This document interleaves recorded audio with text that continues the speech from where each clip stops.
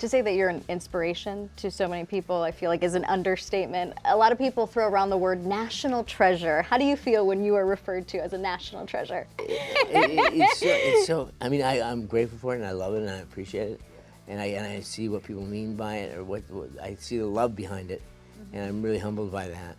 But it's none of my business. It's none of my business what other people think of me. It doesn't. I mean, hopefully they think I'm a nice guy because I did something nice for them. This has been an amazing journey. It's just a privilege to be able to be in a position where I can not make a difference in people's lives, but activate them to make a difference in their lives. You also serve as an inspiration to so many who have gone into acting, and one most notably that I wanted to talk to you about is the late Matthew Perry, who once said that you were the inspiration behind his acting aspirations. Did he ever get a chance to tell you that? Matthew and I had some time together over the years. He was a hockey player, good hockey player, and we played hockey together. His father was a good hockey player. A really nice guy, I have to say, and perhaps it's indiscreet, but hope he doesn't mind.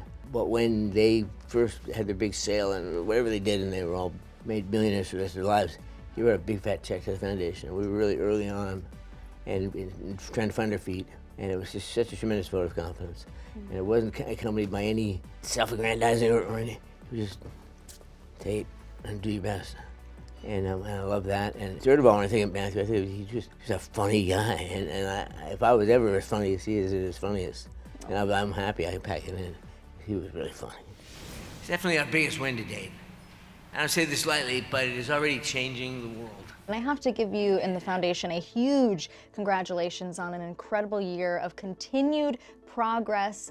How excited are you tonight to celebrate with a lot of friends near and dear to your heart? It's great to be here with all my friends. It's a great thing every year, Tracy, and I enjoy it so much. It really is a chance to not only raise money for the foundation, but also to celebrate what we've done and celebrate the support that these people have given us to a degree that's unbelievable. So especially this year when we were marking some progress.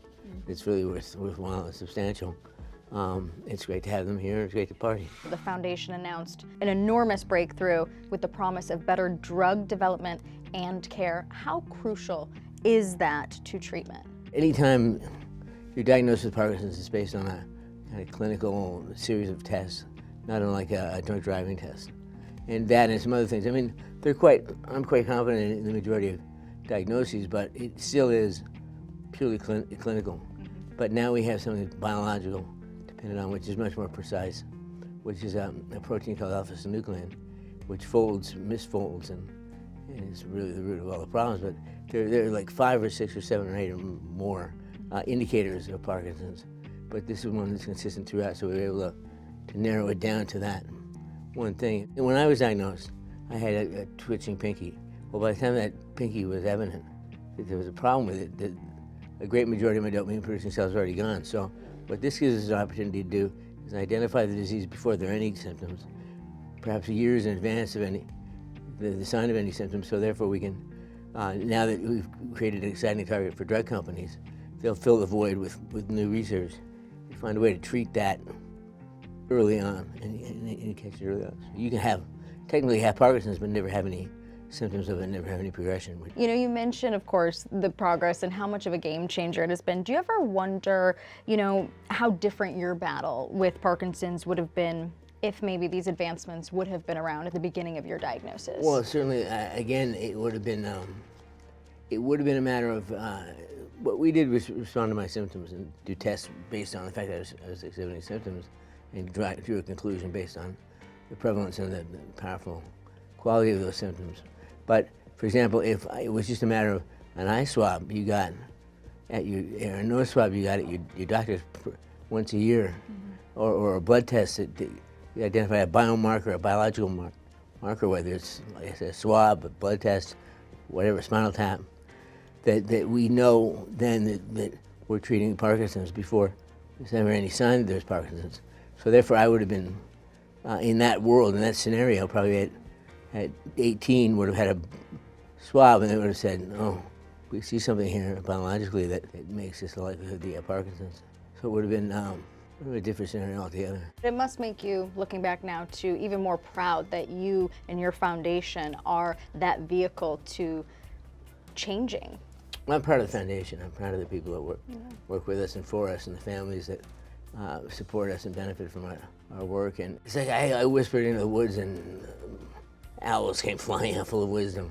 It just was amazing, the response that I had on a personal level when I outlined, articulated this mission, and they've stuck with us all the way, and they pushed for every advance we made, and so I'm proud. I'm not proud of me. I just showed. I started twitching a pinky one day, but some people did really some heroic work, and I'm grateful to them.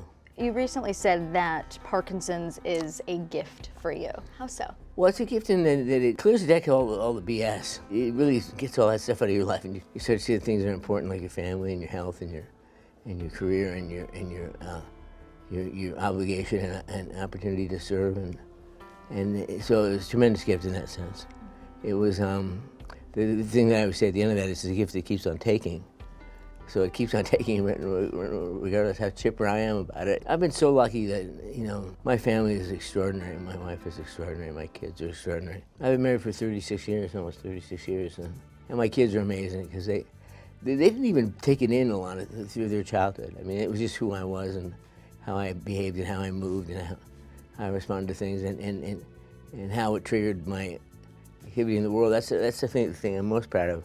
They're all very philanthropic, all very activist. So it's been great to see that develop in them, and if in some way that's due to my experience, then I couldn't be prouder.